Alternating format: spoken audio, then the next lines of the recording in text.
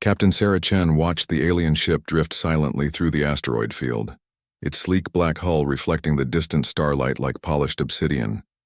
The vessel was massive, easily 3 times the size of her exploration ship, the Endeavour. Strange geometric patterns covered its surface, pulsing with an eerie blue light that seemed to breathe with malevolent purpose. "Ma'am, they're broadcasting on all frequencies," reported Lieutenant Torres from the communications station.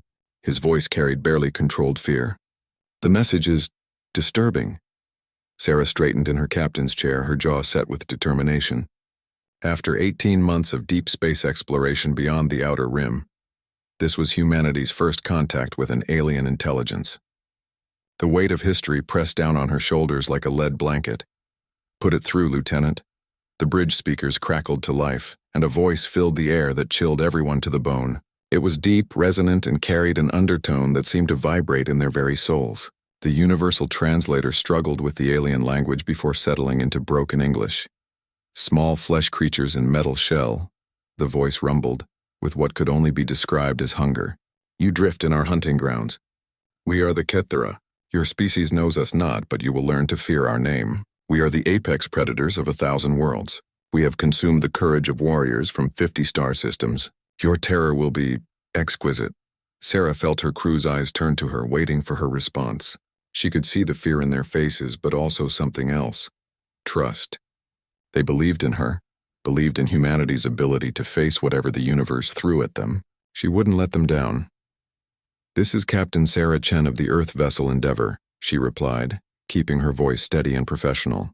"You are in violation of interstellar maritime law by threatening a peaceful exploration vessel. Stand down immediately." A sound came through the speakers that might have been laughter, if laughter could be made of grinding metal and dying screams. "Law? You speak of law to the Kithera? We are the law of nature, little human. The strong consume the weak. The hunter devours the prey. This is the only truth in the universe." The alien ship moved closer, its weapon systems powering up with a low, ominous hum that they could somehow hear through the vacuum of space. Sarah's tactical officer, Commander Rodriguez, turned to her with urgency, written across his weathered face. "Captain, their weapons are unlike anything in our databases. The energy signatures are off the charts. Our shields won't hold against that kind of firepower." Sarah nodded grimly. The Endeavour was an exploration vessel, lightly armed and designed for scientific research, not warfare. Against a ship like this, they were hopelessly outgunned. But she hadn't earned her captain's stripes by backing down from impossible odds. "Tell me about their ship, Rodriguez. What do your scans reveal?" The commander's fingers flew over his console, pulling up tactical data. "It's big, Captain, but it's also old. Really old. The hull design suggests technology that's been unchanged for centuries, maybe millennia. They're relying on brute force rather than innovation." "Interesting," Sarah mused, her strategic mind already working on the problem. "What about their crew?" "Massive life forms, Captain. Each one appears to be roughly 3 times human size. Dense bone structure, redundant organ systems. They're built like living tanks." The alien voice boomed through the speakers again, interrupting their analysis. "We grow tired of your chatter, tiny humans. Prepare to be boarded. Your ship will become another trophy in our collection, and your crew will provide sport for our young hunters. Your fear will season the hunt perfectly." Sarah stood up, her small frame seeming to grow larger with determination. "Mr. Torres, open a channel." "Channel open, Captain. This is Captain Chen responding to the vessel identifying itself as Kithera. I want you to listen very carefully to what I'm about to tell you." Her voice carried a steel edge that made even her own crew straighten up. "You call yourselves predators. You claim to be apex hunters. But you've made one critical mistake in your assessment of the situation." She paused, letting the silence stretch across space between the 2 ships. When she continued, her voice was quiet but carried a promise that seemed to freeze the very air around them. "You see, the thing about humans is that we spent millions of years climbing our way to the top of the food chain on a planet that was actively trying to kill us. We didn't evolve as the biggest or the strongest. We became apex predators through intelligence, adaptability, and an absolute refusal to give up. We turned wolves into dogs, tamed fire, and conquered every environment on our world from frozen tundra to burning desert." The alien ship continued its approach, but Sarah noticed its movement had become more cautious, more measured. "You want to know what real predators look like?" Sarah continued. We're the species that looked at the most dangerous animals on our planet and decided they would make good pets. We're the species that saw natural selection and decided to take control of it ourselves. We're the species that looked at our own planet's attempts to kill us with ice ages, volcanic eruptions and asteroid impacts, and decided to leave the planet entirely. Commander Rodriguez was watching his sensors with growing amazement. Captain, their ship's approach has slowed. I think you're making them nervous. Sarah allowed herself a small smile. You know what you've actually found here today, Cathara? You haven't found prey. You've encountered Earth's first deep space exploration vessel. That means we're the humans brave enough, crazy enough, or confident enough to travel alone into unknown space, light years from any help. We're not the weak members of our species hiding on our homeworld. We're the ones who volunteer to face the unknown. The alien ship had stopped entirely now, hanging motionless in space as if its crew was reassessing everything they thought they knew. So let me make you an offer, Sarah continued, her voice now carrying the confidence of someone who had just realized they held all the cards. Turn around, leave this system, and go find some other species to terrorize. Because if you proceed with your plan to board this vessel, you're going to discover exactly why humans earned their place at the top of the food chain. And I promise you, Cathara, that lesson will be more educational than you bargained for. The bridge was silent except for the quiet hum of the ship's systems, everyone waiting to see how the aliens would respond to their captain's bold challenge. The silence stretched for long minutes before the Kithara ship responded. When the alien voice came through the speakers again, it carried a different tone, still arrogant, but now tinged with curiosity and something that might have been respect. Bold words from such small creatures. The voice rumbled. We have heard similar boasts from 1,000 species before we added their skulls to our trophy halls. Yet, there is something in your voice, human captain, something that reminds us of the old songs, the legends of the first hunt. Sarah exchanged glances with her crew. This wasn't the response she had expected. Elaborate. Long ago, when the Cathara were young and the galaxy was wild, our ancestors spoke of a species that would one day emerge from the rim worlds, a species born not from a gentle world but forged in the crucible of a planet that knew only struggle. The prophecy said they would be small in stature but vast in spirit, that they would carry the spark of true predation within them. Commander Rodriguez leaned over to Sarah and whispered, Captain, this could be our chance. If they have some kind of religious or cultural belief about humans, we might be able to use it. Sarah nodded slightly but kept her focus on the communication. And what did these prophecies say about this species? That they would be the only race capable of teaching the Cathara the true meaning of the hunt. That in facing them we would either prove our worthiness to remain apex predators, or we would be replaced by something greater. The alien ship began moving again, but not toward them. Instead, it started a slow orbit around the Endeavor like a shark circling its prey. But now Sarah wasn't sure who was the shark and who was the prey. Your species intrigues us, human captain. We propose a test, a hunt. Your vessel against ours, your crew against ours, your predatory instincts against ours. If you prove worthy, we will acknowledge your species as equals and share with you the hunting grounds of the galaxy. If you fail, we become your trophies, Sarah finished. And if we win? If you win, something that has never happened in our recorded history, then perhaps the old prophecies speak true.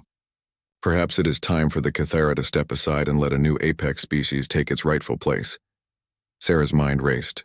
This was an impossible situation, but it was also an opportunity. If they could somehow defeat or outsmart these aliens, they could potentially secure humanity's place among the galactic powers.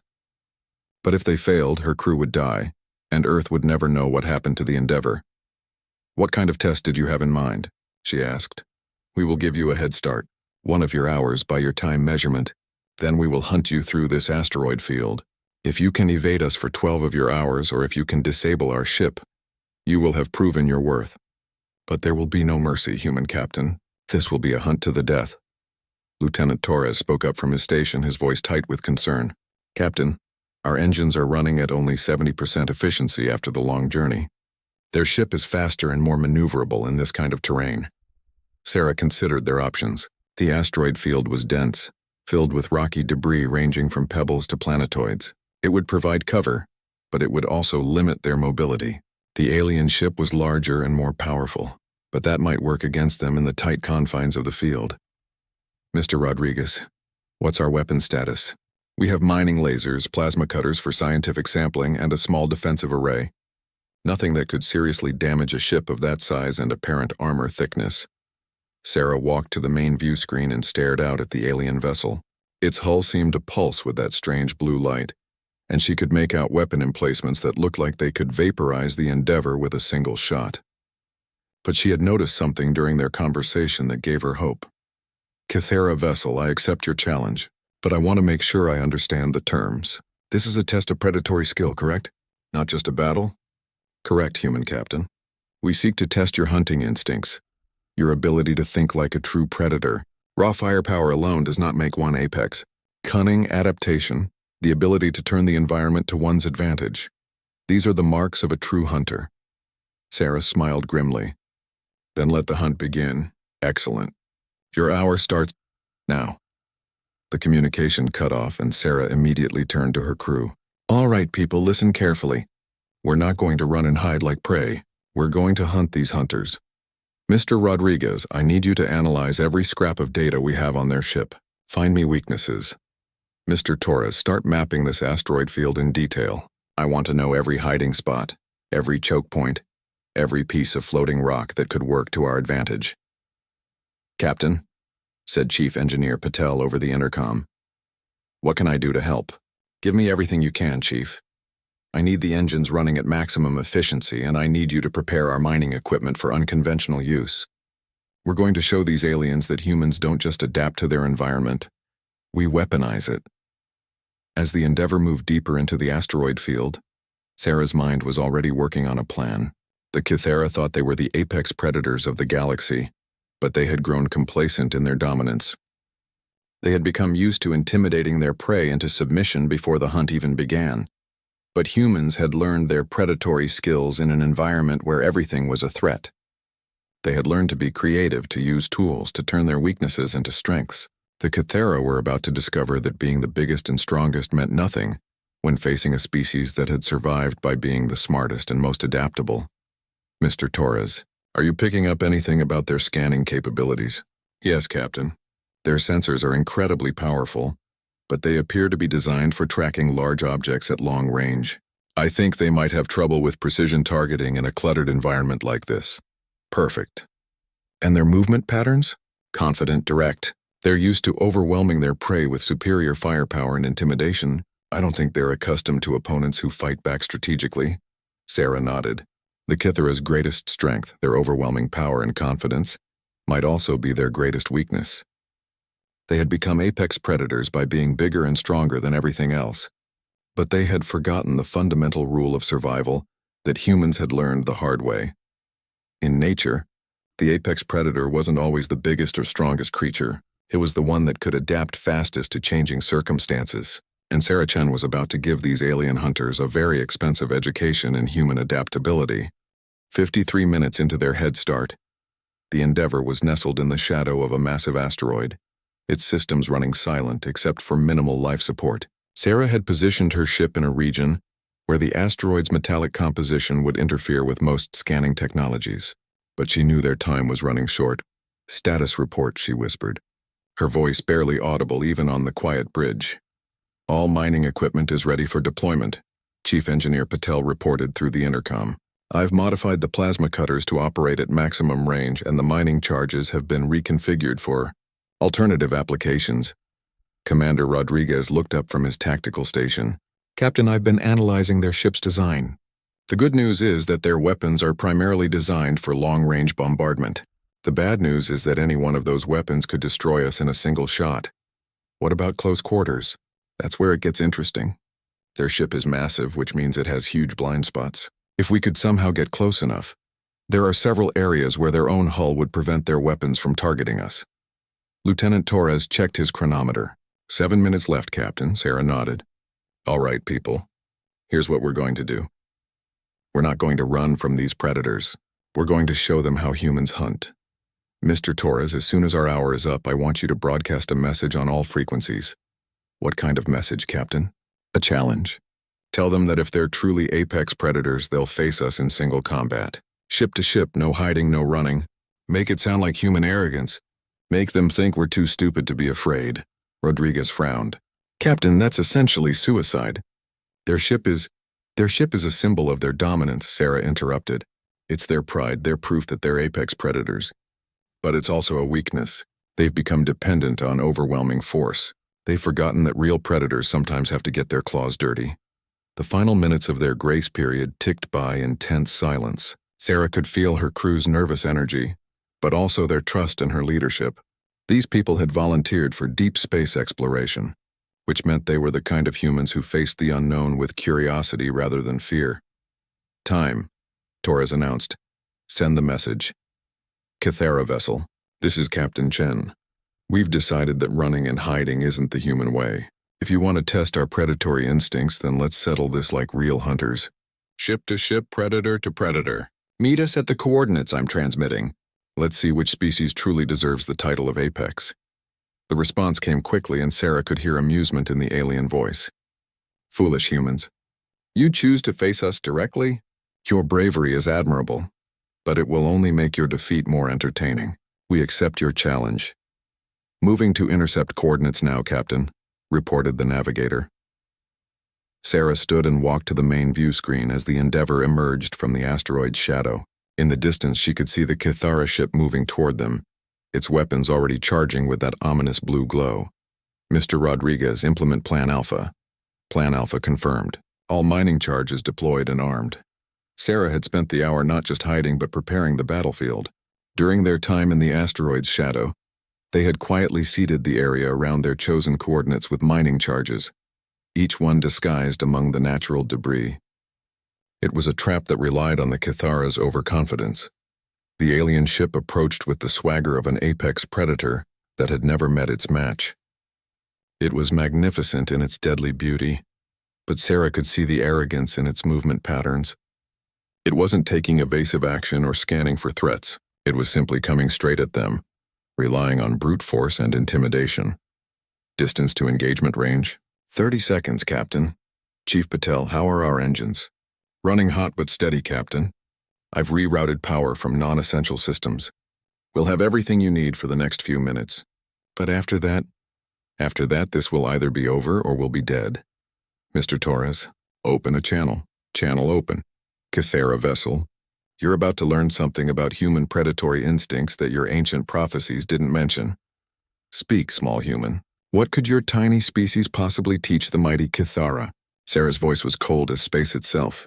We learned a long time ago that the biggest predator in the jungle isn't necessarily the one that survives. We learned that intelligence, planning, and the willingness to take risks can overcome any physical advantage. But most importantly, we learned that true apex predators don't just hunt, they set traps. Traps? The alien voice carried the first hint of uncertainty Sarah had heard. Mr. Rodriguez, execute. The mining charges detonated simultaneously, turning the seemingly empty space around the Kythera ship into a deadly maze of fragmented asteroids and debris. The explosions were precisely calibrated not to destroy the alien vessel, but to blind its sensors and create a chaotic environment where size and firepower became disadvantages.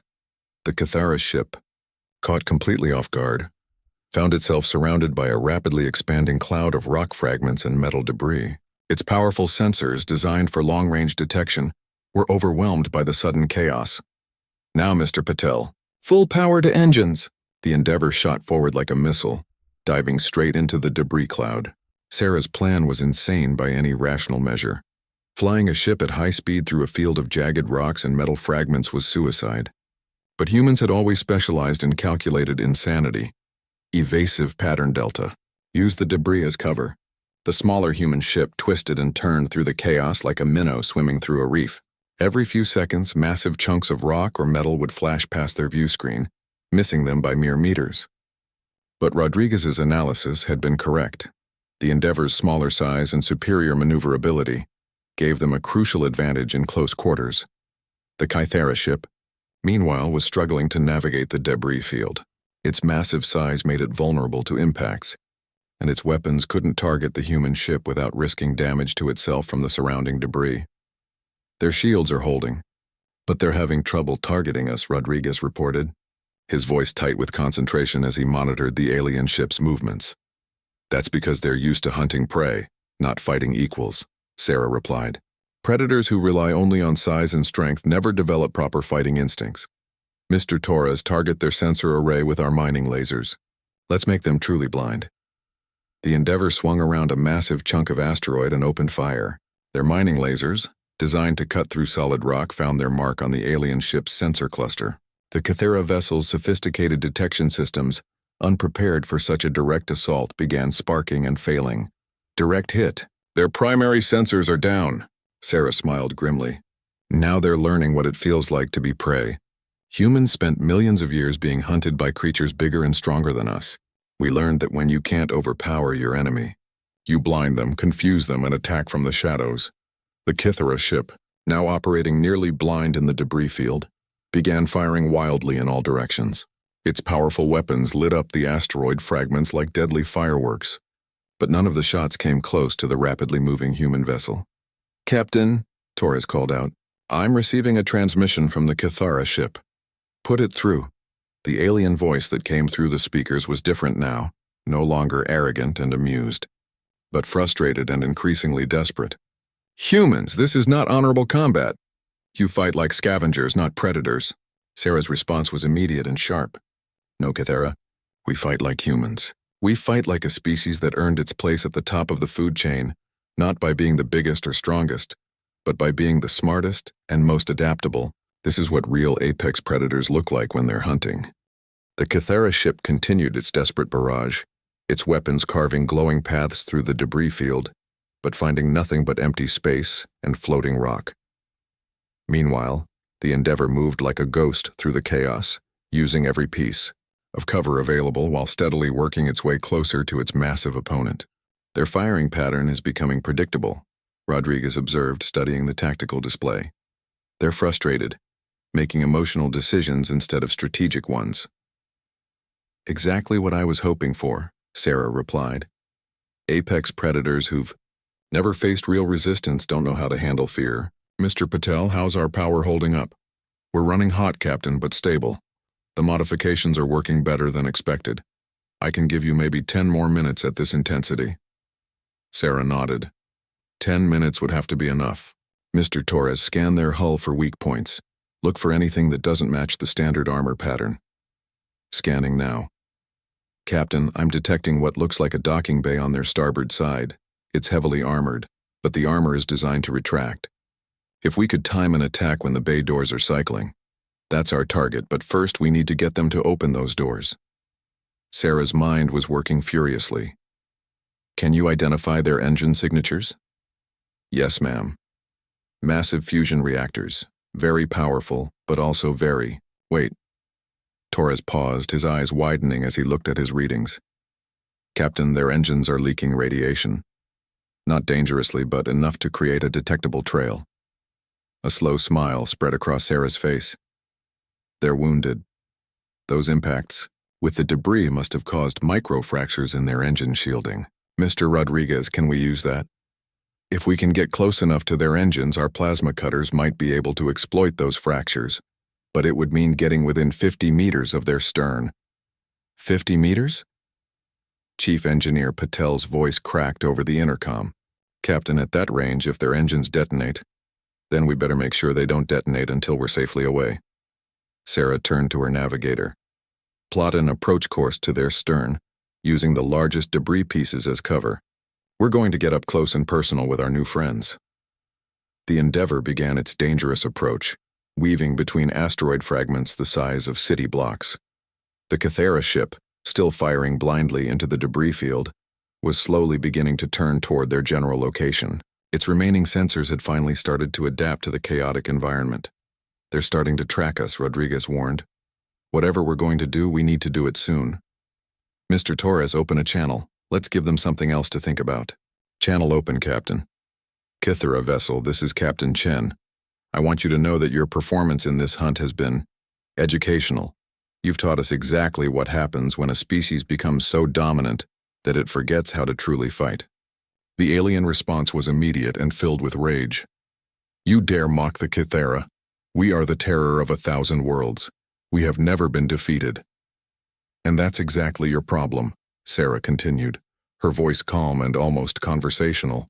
as the Endeavor slipped closer to the massive alien ship. You become so used to easy victories that you've forgotten the fundamental skills that made you predators in the first place. You become lazy, overconfident, dependent on brute force, instead of intelligence. Silence. We will tear your ship apart piece by piece. We will hunt down your homeworld and make your entire species pay for this insult. Sarah exchanged glances with her crew.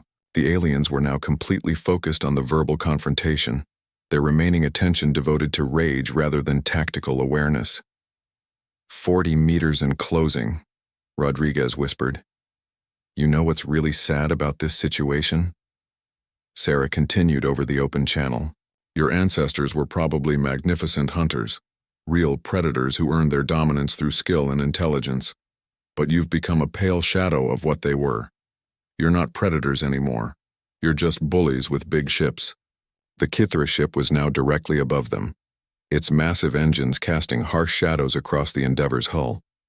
Sarah could see the microfractures Torres had detected, glowing lines of weakness in the alien ship's otherwise impenetrable armor. Do it now, she ordered quietly.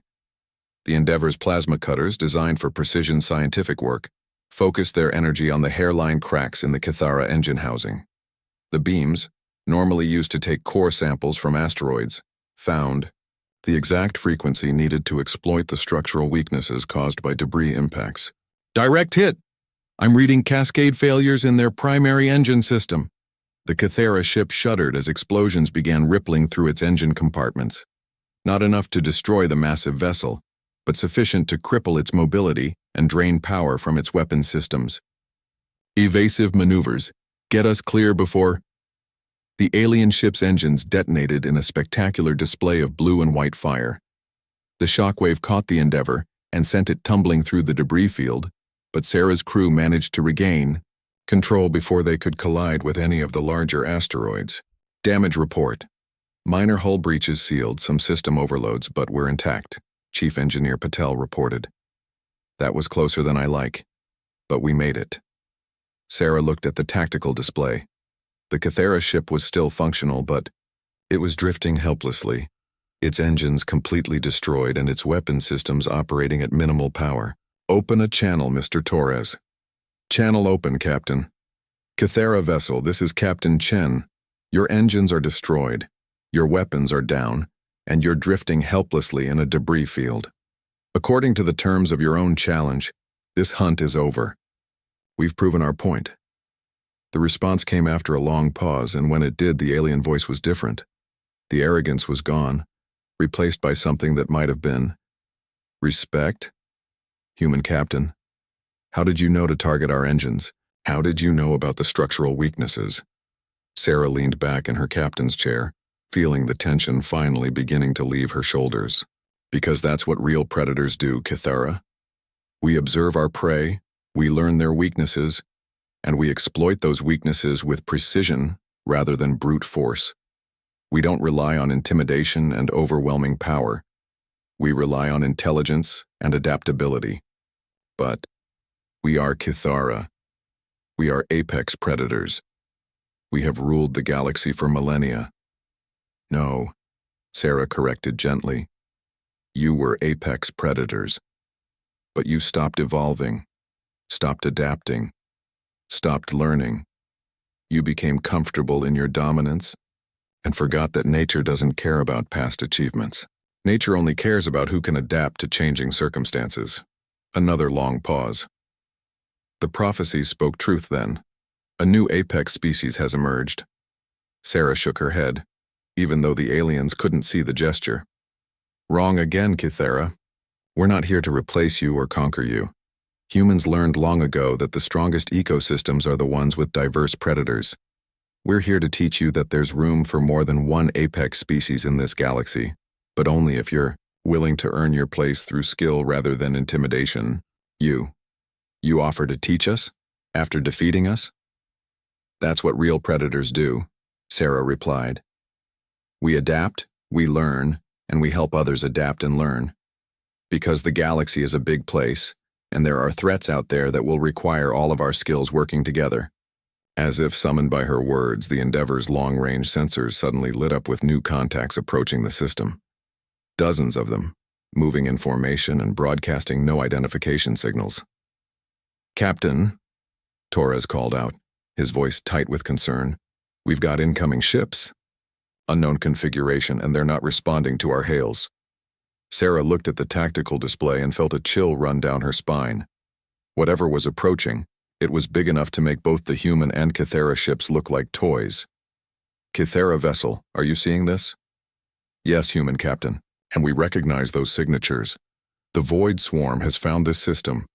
They are the enemy that consumes all life, the darkness that even the Kythera fear." Sarah stared at the approaching fleet and realized that their little hunt had just become something much more serious. The real test was about to begin. The approaching fleet consisted of ships unlike anything in human or Kythera databases. They were organic in appearance, like massive insects or deep-sea creatures bred for warfare, their hulls pulsing with veins of sickly green light. They moved in perfect coordination, spreading out to surround the asteroid field in a formation that spoke of hive mind intelligence. "How many are there?" Sarah asked, her voice steady despite the magnitude of the threat bearing down on them. 47 ships, Captain," Torres replied, his fingers flying over his console. "And they're growing. The energy signatures are increasing as we watch." The Kythera captain's voice came through the comm, heavy with ancient fear. "The Void Swarm feeds on technology, human captain. They consume ships, stations, entire civilizations, converting the raw materials into more of their kind. We have fought them for centuries, but they always return stronger." Sarah studied the tactical display, her mind racing through possibilities. The Endeavor was damaged, the Kythera ship was crippled, and they were facing an enemy that apparently consumed everything in its path. By any rational analysis, this was hopeless. But humans had always specialized in making the impossible merely improbable. "Tell me about their weaknesses," she ordered. "Every predator has weaknesses." "What are theirs?" "They are a collective intelligence," the Kythera captain replied. "Each ship is part of a larger organism, but this unity is also their limitation. They think as one, which means they cannot adapt quickly to truly unexpected tactics." "How unexpected?" Sarah was already formulating a plan that would have been considered insane by any sane military strategist. "We have never seen them adapt to completely irrational behavior. They expect their prey to act according to survival instincts, flee, hide, or fight conventionally. They cannot predict actions that serve no apparent survival purpose." Sarah smiled grimly. "Then it's a good thing humans aren't entirely rational. Mr. Rodriguez, what's the status of our mining charges? Do we have any left?" "About 60% of our supply, Captain. But against ships that size, not to destroy them. To get their attention. Mr. Torres, I need you to analyze the frequency of their communication signals. Can we jam them?" "Jam a hive mind?" "Captain, that would require—" Torres paused, his eyes widening as he understood what she was planning. "You want to blind them to each other?" "Exactly. A hive mind's greatest strength is coordination. Take that away, and they become just a collection of individual threats instead of one massive organism." Chief Engineer Patel's voice came through the intercom, tight with stress. "Captain, our comm systems aren't designed for that kind of signal jamming." "I'd have to overload our entire communications array." "Do it. And while you're at it, prepare to channel all our remaining power to the engines. We're going to need every bit of speed and maneuverability we can get." The Void Swarm was closing rapidly, their ships moving in the characteristic spiral pattern of pack hunters. But Sarah noticed something interesting in their formation. They were positioning themselves to prevent escape, not to engage immediately. They were hurting their prey just like Earth predators. "Kythera vessel, can your ship still maneuver?" "Minimally. Our attitude thrusters are functional, but we cannot achieve significant velocity." "That might be enough. I have a plan, but it requires both our ships working together. Are you willing to trust the humans you were hunting an hour ago?" A pause, then. "The enemy of my enemy is my ally, human captain." "What do you require?" Sarah outlined her plan quickly. It was risky, required split-second timing, and depended on the Void Swarm reacting exactly as she predicted. In other words, it was a typically human strategy. "That plan is completely insane," the Kythera captain said when she finished. "I know. That's what makes it perfect. They're expecting us to act rationally, to try to escape or fight conventionally, We're going to do exactly the opposite of what any sane commander would do. Beginning the signal jamming sequence now, Torres reported. I'm targeting the primary frequency of their hive communications. The effect was immediate and dramatic. The perfectly coordinated void swarm formation suddenly broke apart as individual ships began moving erratically, no longer able to coordinate with their neighbors. Some ships stopped entirely, others accelerated randomly, and a few even began firing on each other in confusion. It's working, Rodriguez exclaimed. They're completely disoriented. But Sarah knew the jamming wouldn't last long. A hive mind would quickly adapt and find alternative communication methods. They had maybe 5 minutes before the swarm regained coordination. Execute Phase 2. Mr. Patel, all power to engines. We're going to do something that no rational captain would ever attempt. The Endeavor suddenly accelerated directly toward the center of the confused void swarm, its engines burning at maximum power. Instead of trying to escape or find cover, the human ship was charging straight into the heart of the enemy fleet. Captain, Rodriguez said, his voice strained. This is suicide. We can't fight 47 ships, we're not going to fight them, Sarah replied calmly. We're going to make them fight each other. Remember, they feed on technology. When they can't coordinate properly, they'll try to feed on whatever's closest. Mr. Torres, begin deploying the mining charges. I want them scattered throughout the swarm formation. The Endeavor wove through the confused alien ships like a needle through fabric, dropping mining charges as it went. The charges were set to emit the same energy signatures as damaged ship reactors, irresistible bait for creatures that fed on technology. Kythera ship, begin your run now. Maximum attitude thrust directly toward the largest concentration of swarm ships.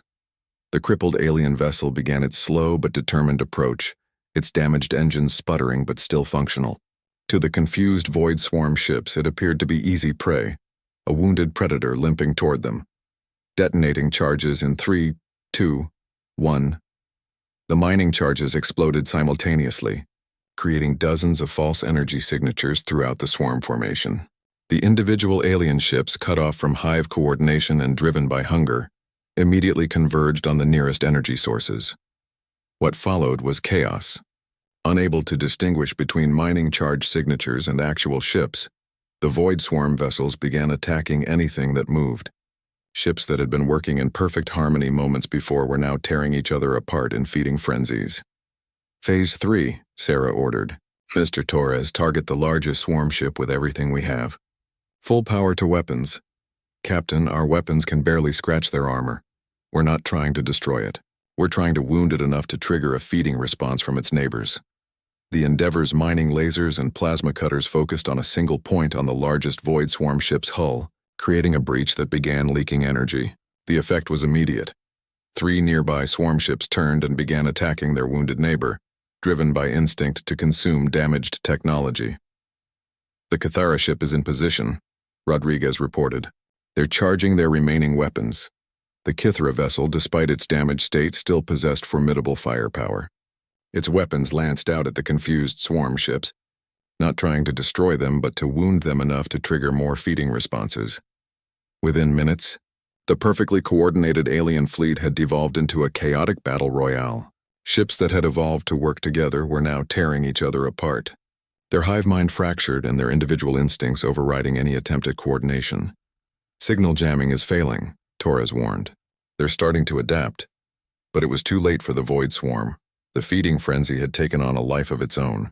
Even as some ships began to regain coordination with the hive mind, they were too busy fighting for survival against their own kind to pose a coherent threat. Phase 4, Sarah announced. We get out of here while they're distracted. Mr. Patel, can you give me emergency burn capacity? For about 30 seconds, Captain. After that, we'll be running on backup power. 30 seconds is all we need. Kythera vessel, can you follow us out of the field? Affirmative, human captain. Our engines are damaged but functional for short bursts.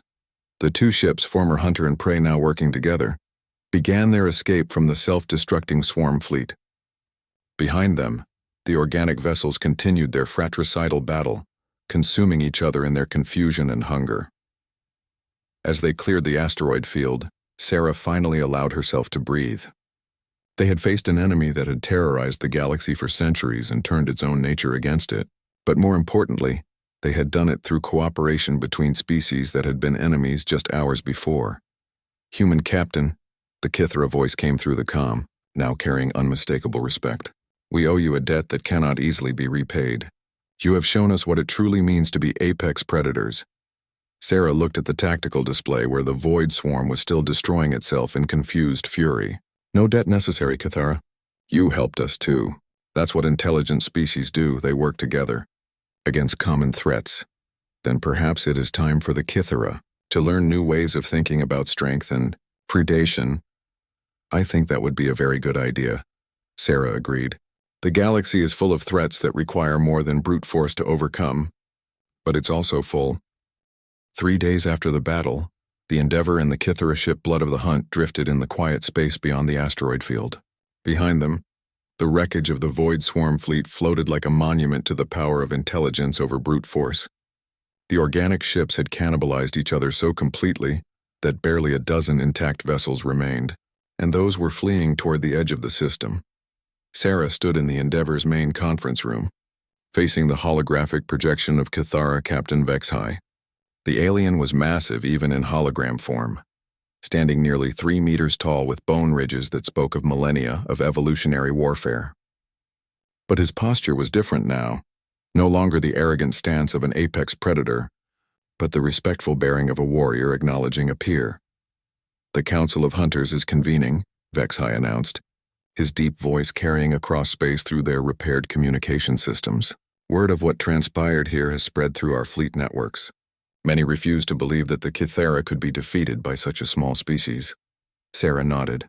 She had expected this reaction. "And what do you believe, Captain?" "I believe that the Kithara have become soft.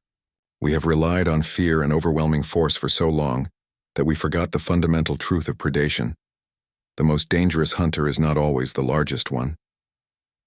Vexhai paused, his alien features displaying what might have been embarrassment. "I also believe that humans may be the key to teaching us how to be true apex predators once again."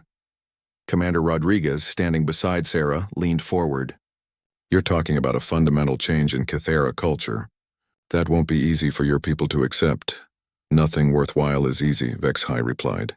"But the alternative is stagnation and eventual extinction. The Void Swarm was not the greatest threat in this galaxy. It was merely the most obvious one. There are older, more dangerous entities that slumber in the deep dark between stars. When they wake, brute force alone will not be sufficient to survive." Sarah had been thinking about this very issue for the past 3 days. The encounter had revealed something troubling about galactic civilization.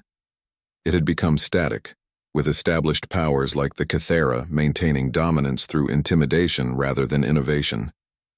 That kind of stagnation was a recipe for eventual collapse. "What exactly are you proposing, Captain Vexhai?" "An alliance. Not conquest, not submission, but a true partnership between predators. The Kithara possess knowledge of galactic threats that span millennia. We have resources, technology, and military power that could benefit humanity greatly. In exchange, you could teach us what we have forgotten, how to hunt with intelligence rather than just strength." Chief Engineer Patel spoke up from her position at the conference table. "What about the rest of your people? From what you've told us, the Kithara aren't exactly known for diplomatic solutions." Vexhai's mandibles clicked in what Sarah had learned was the Kithara equivalent of grim amusement. "Which is why we must demonstrate the value of this new approach. Captain Chen, I propose a joint mission. There is a System 3 jumps from here, where a Kithara hunting pack has been missing for several months. The last transmission indicated they had encountered something that resisted all conventional attacks. You want us to investigate a mystery that defeated an entire Kithara fleet?" Lieutenant Torres looked skeptical. "That sounds like a suicide mission." "Perhaps," Vexhai acknowledged. "But if we can solve this mystery using human tactics combined with Kithara resources, it will prove to both our species that cooperation yields better results than domination." Sarah considered the proposal. It was risky, venturing into unknown danger with aliens who had been trying to hunt them just days ago. But it was also an opportunity to establish humanity as a player in galactic affairs, and to potentially gain powerful allies in a universe that was clearly more dangerous than Earth had realized. "What kind of support could you provide?" "The Blood of the Hunt carries a crew of 30 elite Kithara warriors, each one capable of facing multiple opponents in combat. Our weapons, while damaged, are still formidable. More importantly, we have detailed intelligence on most known galactic threats, information that could keep your people alive. And what would you need from us? Strategic thinking, human adaptability, the ability to see solutions that we have become too rigid to perceive. Vexhai paused, and perhaps most importantly, proof that there is another way to be apex predators in this galaxy. Sarah looked around the conference room at her crew. She could see the mixture of excitement and concern in their faces. They had volunteered for deep space exploration, but this was far beyond anything they had expected to encounter. If we do this, she said slowly, it has to be a true partnership. No human subordinates, no Cathara dominance. We work together as equals, with each species contributing what they do best. Agreed. The days of Cathara supremacy are clearly over. It is time for us to learn new ways. Over the next several hours, they worked out the details of their joint mission. The Endeavor would provide strategic planning and tactical innovation, while the Blood of the Hunt would contribute firepower and intelligence about galactic threats. Both crews would need to work together despite vast differences in biology, culture, and fighting styles. The missing Cathara hunting pack had been investigating reports of an ancient facility in the Zirian system, a massive structure orbiting a dead star, apparently predating all known galactic civilizations. The hunting pack had approached with typical Cathara directness, demanding surrender and preparing to claim the facility as a trophy. They had vanished without a trace. The facility emits no energy signatures, Vexhai explained as they reviewed the intelligence data. It appears completely dead, but something about it made our hunters disappear. Sarah studied the long-range sensor readings of the mysterious structure. It was enormous, easily the size of a small moon, and covered in geometric patterns that hurt to look at directly. The architecture was unlike anything in human or Cathara databases, suggesting a truly alien intelligence. What do we know about the civilization that built it? Nothing. The facility predates our historical records, and we have been spacefaring for over 50,000 Earth years. Whatever built it was ancient when the Cathara were still primitive hunters on our homeworld. Any theories about what happened to your hunting pack? Vexhai's posture indicated uncertainty. The facility somehow neutralized an entire Cathara fleet without any detectable weapons fire or energy discharge.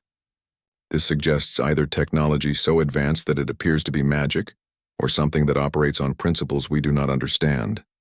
Sarah nodded thoughtfully. In other words, exactly the kind of problem that requires new thinking rather than conventional force. Precisely. Are you willing to attempt this mission, Captain Chen? Sarah looked around at her crew one more time. Rodriguez was already pulling up tactical possibilities on his console. Torres was analyzing the sparse data about the facility's location. Chief Patel was calculating the engineering requirements for working alongside alien technology. These were people who faced the unknown with curiosity rather than fear. Exactly the kind of humans who could handle whatever they found in the Zirian system. We'll do it, Sarah announced. But we do this the human way, with preparation, planning, and backup plans for our backup plans. We're not just going to fly in and demand surrender. Vexhai's mandibles clicked with what might have been relief. Then we begin a new chapter in galactic history. Captain Chen, the age of cooperation between apex predators. As the two ships began preparations for their joint mission, Sarah couldn't help but smile at the irony. Humanity's first diplomatic contact with alien intelligence had begun with what amounted to a fight in an asteroid field. But perhaps that was appropriate. After all, most of Earth's apex predators had learned to respect each other through displays of strength rather than weakness. The difference was that humans had learned to turn those displays of strength into partnerships rather than dominance. Now they would see if that approach could work on a galactic scale, and whether two very different species could find common ground in the face of ancient mysteries and unknown threats. The Zirian system was a graveyard of stars, its primary having collapsed into a white dwarf millennia ago. The ancient facility orbited the dying star like a metal moon, its surface reflecting the harsh light and patterns that seemed to shift and change when viewed directly. As the Endeavor and Blood of the Hunt approached, both crews felt an inexplicable sense of wrongness, as if they were intruding on something that should have remained hidden. Preliminary scans confirm the facility is approximately 1,200 kilometers in diameter, Torres reported, his voice tight with concentration. The materials don't match anything in our databases. It's not quite metal, not quite ceramic, but somehow both. Vexhi's voice came through the comm link connecting both ships. Our sensors detect the same anomalies. More disturbing, we are reading life signs inside the facility. Kithara life signs. Sarah felt a chill run down her spine. You're missing hunting pack? Possibly, but the readings are strange. The biological signatures are correct, but there is something else mixed with them, something that our sensors cannot properly identify. Sarah studied the tactical display showing the facility's massive bulk. It was covered in geometric patterns that seemed to follow mathematical principles beyond human comprehension. The structure appeared to have no obvious entry points, no weapons, no shields, nothing that suggested either aggression or defense. Captain Chen, came a new voice over the comm. One of Vexhi's subordinates. I am Sub-Commander Crixtel. I was part of the original survey team that first detected this facility. We attempted to scan it from long range, but our sensors could not penetrate its hull. What happened when you tried to make contact? We transmitted standard greeting protocols in 47 different languages. The facility responded, but not in any way we understood. The response came not through our communication systems, but directly into the minds of our crew. Sarah exchanged glances with her senior officers. Direct mental contact suggested either advanced telepathic ability or technology that could interface with neural systems. Both possibilities that made the missing hunting pack's fate much more ominous. What did the mental contact contain? Images, concepts, a sense of invitation, but also warning. It was as if the facility was trying to communicate the idea that entry was possible, but that those who entered would be changed. Commander Rodriguez leaned forward. Changed how?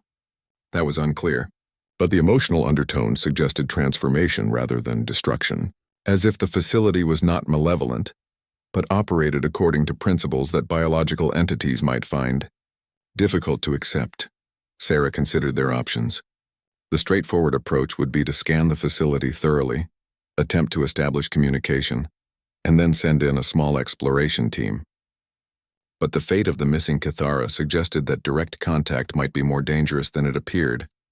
Captain Vexhi, what was your hunting pack's standard procedure for dealing with unknown structures? Direct approach, overwhelming force, demand for surrender. If the target resisted, we would deploy our entire fleet and destroy any threatening elements. And they just vanished? According to our last telemetry, the Bone Crusher and its escort vessels approached the facility and transmitted our standard domination demand. The facility responded with a brief energy pulse that registered on no known spectrum. Then our ships simply stopped transmitting. Sarah nodded thoughtfully. The pattern was becoming clear. The facility had somehow neutralized an aggressive approach through unknown means. But rather than destroying the Kithara ships, it had apparently taken them inside, alive, according to the current sensor readings. I think we're dealing with something that responds to intent rather than action, she announced to both crews. Your hunting pack approached with the intention of domination and conquest. The facility responded to that threat appropriately. But what if we approached with different intentions? You propose a diplomatic approach? Vexhi sounded skeptical. To a structure that has been dead for thousands of years? Not dead, dormant. There's a difference. Mr. Torres, can you detect any energy sources within the facility? Scanning now. Captain, this is incredible. There are power sources throughout the structure, but they're unlike anything we've seen. They appear to be drawing energy directly from the quantum vacuum itself, a virtually inexhaustible power supply. A civilization advanced enough to harness zero-point energy would be so far beyond us, technologically, that they could destroy both our fleets without effort, Sarah mused. But they haven't. Instead, they've preserved your hunting pack inside their facility. Why would they do that unless they had a specific purpose? Chief Engineer Patel spoke up. Perhaps they're collecting examples of different species, like a galactic zoo or research facility. Or, Sarah said slowly as a new possibility occurred to her, they're teachers? Think about it. An ancient civilization with godlike technology, a facility that preserves rather than destroys, and a response pattern that mirrors the intentions of those who approach it. What if this isn't a weapon or a trap but a school? The idea was staggering in its implications. If the facility was indeed some kind of ancient educational institution, then the missing Kithara might not be prisoners, they might be students. Captain Chen, Vexai said carefully. You are suggesting that we voluntarily enter a structure that has already captured an entire Kythera fleet? I'm suggesting that we approach it with the intention to learn rather than conquer. If my theory is correct, the facility's response will be very different from what your hunting pack experienced. And if your theory is wrong? Sarah smiled grimly. Then we'll find out together whether humans and Kythera can figure out how to escape from something that can harness the fundamental forces of the universe. After considerable discussion between both crews, they developed a careful approach strategy. Rather than demanding entry or attempting to force their way inside, they would transmit a simple message expressing their desire to understand and learn. They would approach slowly, with weapons powered down, and with representatives from both species prepared to make first contact. The message they transmitted was elegantly simple. We are explorers seeking knowledge. We wish to understand. We come in peace and with respect for the wisdom of those who came before us. The response was immediate and overwhelming. Both ships were suddenly enveloped in a field of energy that registered on no known spectrum. But instead of the aggressive takeover that had apparently captured the Kythera hunting pack, this felt different, welcoming, almost gentle. Images flooded the minds of both crews, not invasive or controlling but offered like gifts. They saw glimpses of the facility's creators, beings of pure energy who had transcended physical form eons ago, leaving behind only their greatest achievement, a repository of knowledge designed to test and teach younger civilizations. The facility's purpose became clear in an instant of perfect understanding. It was indeed a school, but one that adapted its lessons to the needs and nature of its students. The Kythera hunting pack had approached with aggression and the desire to dominate, so the facility had taught them lessons about humility and cooperation. They were alive and well, but they were learning things that challenged every assumption their culture had made about strength and predation. Captain, Torres said, his voice filled with wonder, we're being invited inside. Both ships. The facility is opening docking bays that perfectly match our hull configurations. As the ancient structure opened to receive them, Sarah realized that humanity was about to take another enormous step in its evolution. They had proven themselves as predators in the asteroid field, forged an alliance with former enemies, and now they were about to receive an education from a civilization so advanced that it had become something beyond physical existence. All crew, prepare for docking, she announced over the ship's intercom. We're about to discover what apex predators can become when they stop hunting each other and start learning together. The endeavor and blood of the hunt entered the ancient facility side by side. Two species that had been enemies now united by curiosity and the promise of knowledge. Behind them, the dead star continued its eternal vigil, but ahead lay possibilities that neither human nor Kythera had ever imagined. As the massive doors sealed shut behind them, Sarah reflected on the journey that had brought them here. It had begun with aliens calling themselves predators, and a human crew determined to show them what apex really meant. Now it was ending with the recognition that true apex status wasn't about being the strongest or most feared. It was about having the wisdom to know when to fight, when to cooperate, and when to simply learn. The universe was vast and full of teachers for those humble enough to accept instruction. Humanity had taken its first step toward becoming students worthy of such lessons.